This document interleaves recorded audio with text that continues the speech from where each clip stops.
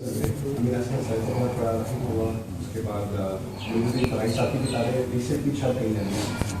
سنا بہت تھا ان کی کتابوں کے بارے میں، لیکن صرف ترجمے نہیں ملتے ابھی تک. نظام القرآن اردو میں ہم دیکھی تھی، لیکن عربی میں وسائل الفرائضیہ اور کچھ کتابیں جو ہیں وہ اچھا تھی، ان سے بہت فائدہ ہوتا ہے. تو اس کے بعد پھر میں نے نظم پہ کام کرنا شروع کیا دوبارہ سے. تو اب انشاءاللہ تعالیٰ میری کوشش یہ ہے کہ اردو میں جب بیان کروں تو نظم کو ساتھ ساتھ لے کر چلیں انشاءاللہ. جیسے بہت کم مفسروں کے ہاں یا تو ایکچولی کچھ ایسی بحثیں ہیں جو کہیں ملی ہی نہیں. جیسے بقرہ میں آدم علیہ السلام کے قصے کے بعد بنی اسرائیل کا قصہ، ان کا آپس میں کیا بات ہے. اور پھر عجیب تسلسل ہے، آدم علیہ السلام، بنی اسرائیل، ابراہیم علیہ السلام، امت محمد صلی اللہ علیہ وسلم. تو ایک والد، پھر ایک قوم، پھر ایک اور والد، اور پھر ایک اور قوم. اور ان کے آپس کے تناسبات اتنے عجیب تناسبات ہیں کہ انسان حیران ہے. سبحان اللہ. یہ کہاں سے ملے؟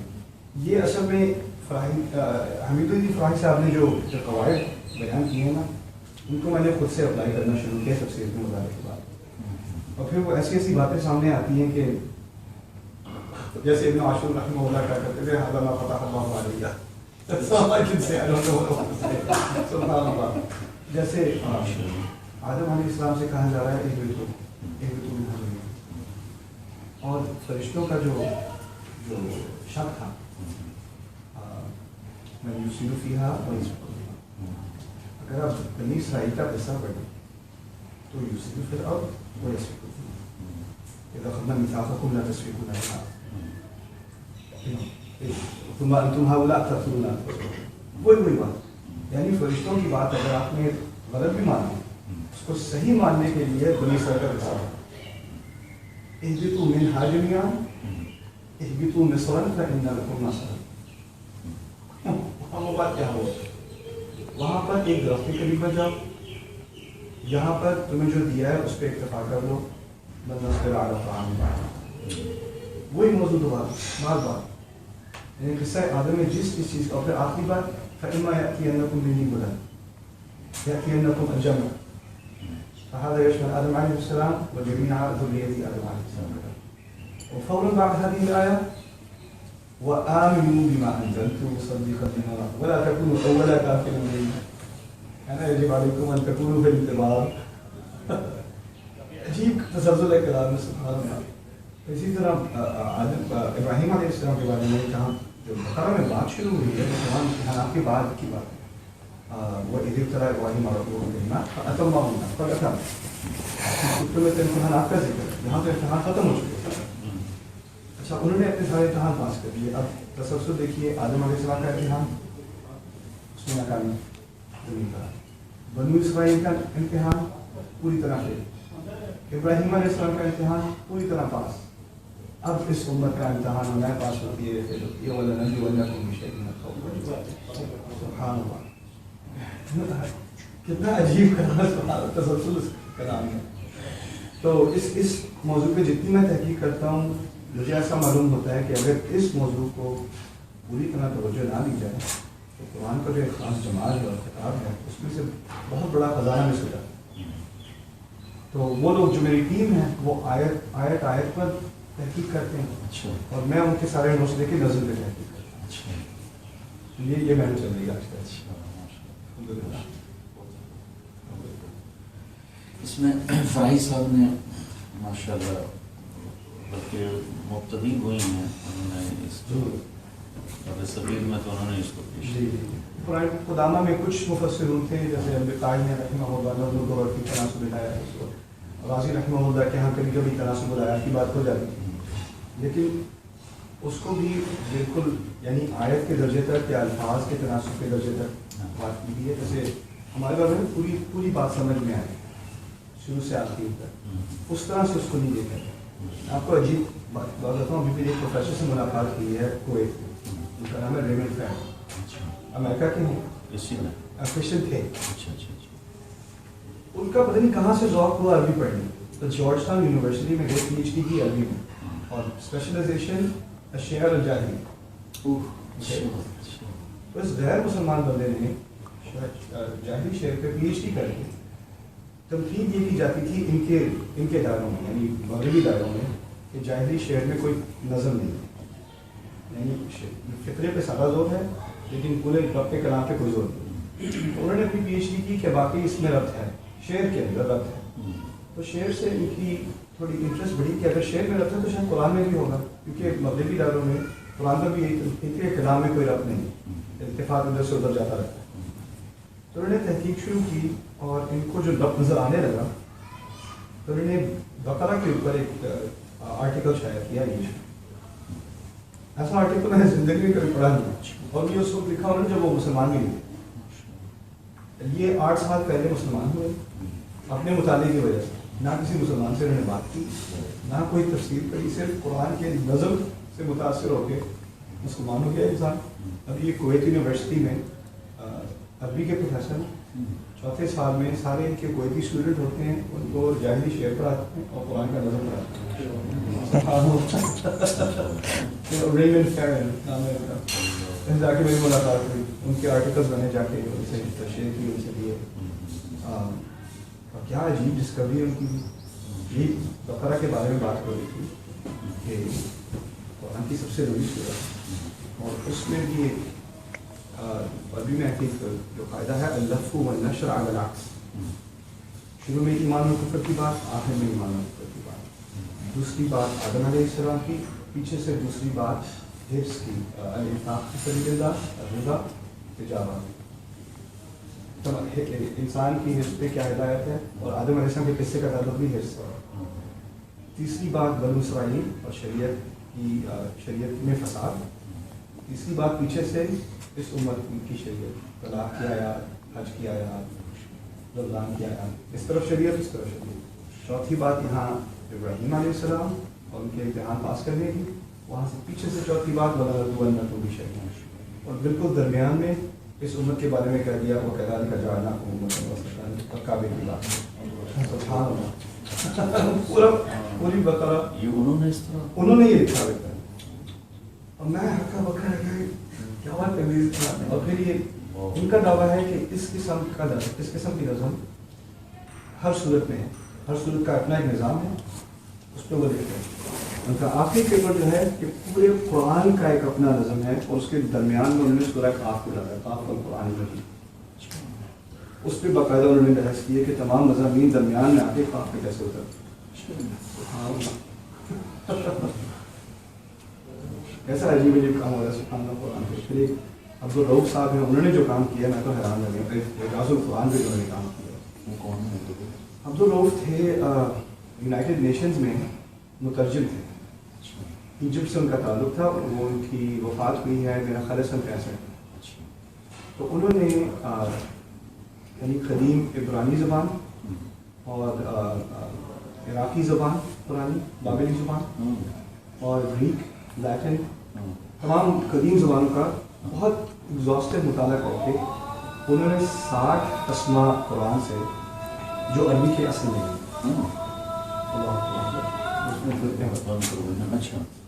جیسے جبریل لیست کلمہ عربیہ، وہ آزم لیست کلمہ عربیہ، اصول. تو انہوں نے کہا کچھ کی اصل جرگانی ہے، کچھ کی اصل گریک ہے، کچھ کی اصل جو ہے وہ عراقی ہے. اور عربی میں ان الفاظ کے یا ان ناموں کے معنی نہیں جان جاتے، ہمیں نہیں معلوم. ہمارے یہاں تقریباً زیادہ تر قیاس ہے، اگر اسرائیل، جبریل، اسرافیل یا میکائیل، عبداللہ، ماذا یعنی عبداللہ، اسٹینڈرڈ ہمارا جواب ہے جس کے لیے عبداللہ. انہوں نے کہا نہیں، ان کے اصل معنی ہمیں نہیں پتہ ہوں گے، یہ اہل زبان جو اس وقت کے تھے انہیں پتہ ہوگا. تو انہوں نے تحقیق کی یہاں تک کہ ایجپشن زبان، مصری زبان، جو کہ بالکل ہی رسول صلی اللہ علیہ وسلم کی جشن سے 3000 سال پہلے وہ زبان مر چکی تھی، مصریوں کی زبان. انہوں نے کیونکہ وہ فرینچ لوگوں نے اس کو دوبارہ اس کو احتجاج دیا ہے. 1850 میں ان کی تحقیق شروع ہوئی تھی، اور وہ مصر کے احرام میں جا کے انہوں نے اس کا ترجمہ نکالنا شروع کیا، اس کے الفاظ کا تلفظ، اس پہ ریسرچ کی، اس کو دوبارہ اس کو احیا کیا. ٹھیک ہے. تو ان کا دعویٰ یہ ہے کہ موسیٰ علیہ السلام کا نام وہ عبرانی زبان کا نہیں ہے، وہ مصری زبان کا ہے. اور وہ دعویٰ اس لیے کرتے ہیں کہ اگر ان کو بطور پرنس बतौर मेंबर ऑफ रॉयल फैमिली अगर उनको रखा जा रहा है पैलेस के अंदर, तो उनको गुलामों की ज़बान में नाम क्यों दिया जाएगा? बात माकूल है। तो यहूदियों के यहाँ मूशे कहते हैं, और मूशे के मानी है मुँह माँ की तरह है अभी में, और शे की तरह पानी में कोई चीज़। ये इब्रानियों का माना उन्होंने किया है, यहूदी उलमा ने। लेकिन वो कहते हैं कि ये गलत है, क्योंकि इसका उर्दू से ताल्लुक़ नहीं है, इब्रानी से ताल्लुक़ नहीं है, इसका ताल्लुक़ मिस्री ज़बान से। और मिस्रियों के यहाँ इसका माना है अभी वलीद को क्या कहते हैं उर्दू में? New born baby. अजीब उनकी डिस्कवरी ये है कि कुरान में इन अल्फाज का इस्तेमाल कई मरतबा ऐसी आयत में आया है कि उसी आयत के अंदर ही इस लफ्ज़ का तर्जुमा भी मौजूद है जो सिर्फ उसी ज़बान में मौजूद है। मैं मिसाल देता हूँ, मूसा अलैहिस्सलाम के मायने हैं न्यू बॉर्न बेबी, अलम नरब्बी तफ़ीना वलीदा। इस्माइल के मायने इब्रानी में है खुदा सुनता है। जी, उनकी कहानी उनके यहाँ ये है कि जब इस्माइल अलैहिस्सलाम की विलादत हुई, इब्राहीम अलैहिस्सलाम इतने खुश हुए कि उन्होंने खुशी में कहा खुदा दुआ सुनता है, और अल्फाज क्या थे? इस्माइल। वहाँ से उनका नाम पड़ गया इस्माइल। वो इदयफ़अ इब्राहीम अल-क़वाइद मिनल बैत इस्माइल रब्बना तक़ब्बल मिन्ना इन्नका अंता अस्समीउल अलीम। अजीब तहकीक, हाँ 60 अल्फाज पर उन्होंने तहकीक की है। दाऊद के मायने जिसका बाजू जो है वो कवि हो, दुल ऐद कुरान। सुभान अल्लाह। जिब्रील उनका भी इतना अरबी में जबद, उनका भी जबद है, कुव्वत से ताल्लुक़ है उसका। इंदा बिल अर्श भी कुव्वत है। जो जिन अल्फाज के मायने खुद अरब को नहीं पता थे, उनका तर्जुमा खुद अल्लाह ताला ने कर दिया है। ऐसी ऐसी ज़ुबानों को जो हज़ारों साल से किसी इंसान को नहीं मालूम थी। सुभान अल्लाह, सुभान अल्लाह।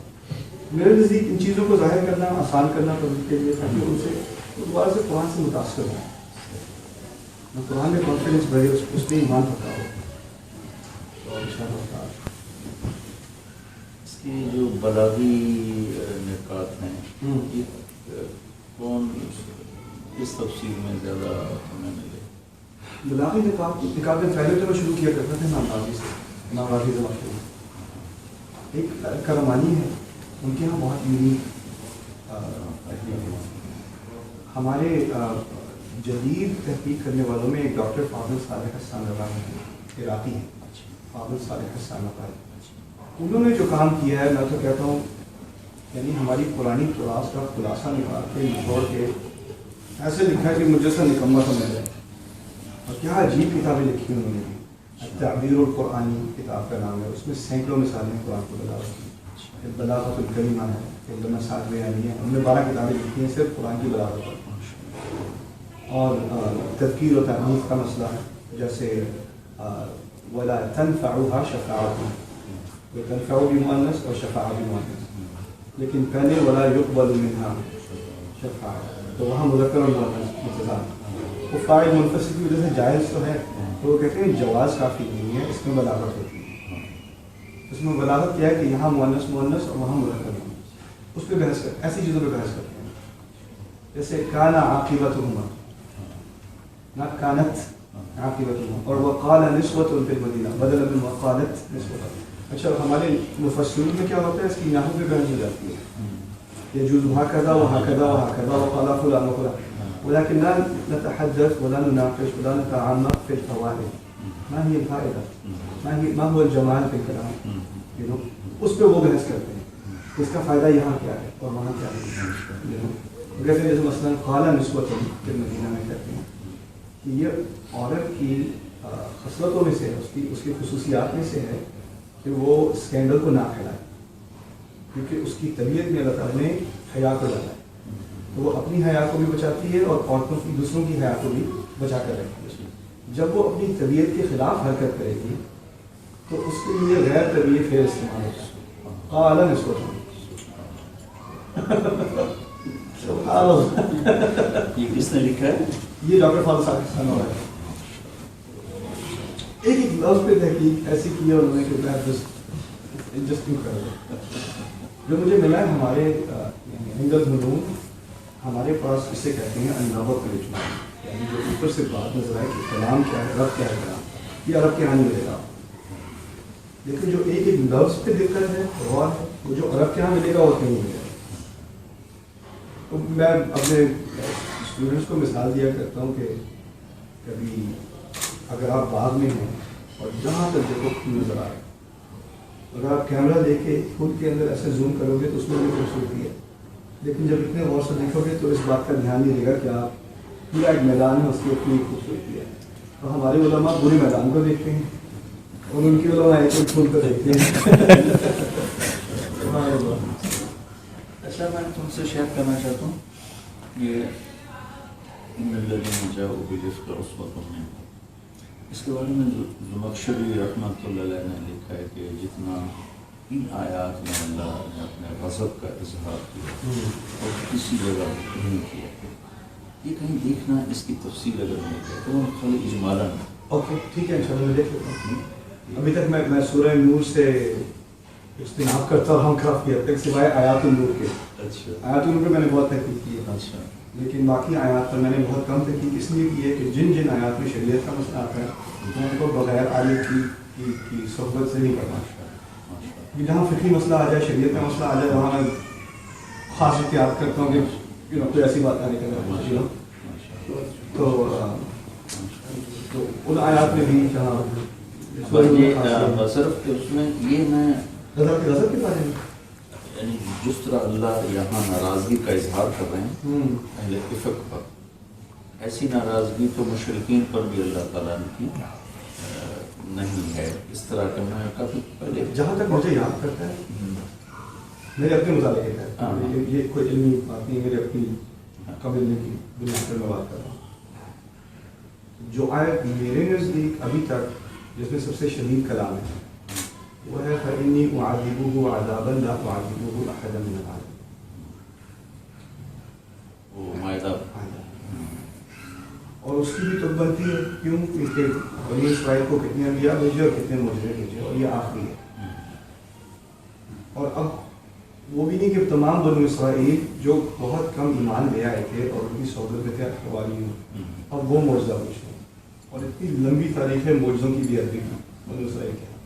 اور جو کچھ باقی رہ گئے اگر وہ بھی معجزہ پوچھیں اور انہوں نے کسی نہ کسی طرح اس کی قدر نہ کی تو پھر اتنی سخت ہے آپ کی پڑھائی میں. چلو اس پر ذرا دیکھنا یہ جو 11 آیا ہے 11 اس میں وہ دیکھنا، اس میں کشاف میں انہوں نے یہ لکھا ہے کشاف میں کہ جتنا یہاں اللہ تعالیٰ نے اظہار غضب کیا ہے اس جگہ کو لکھا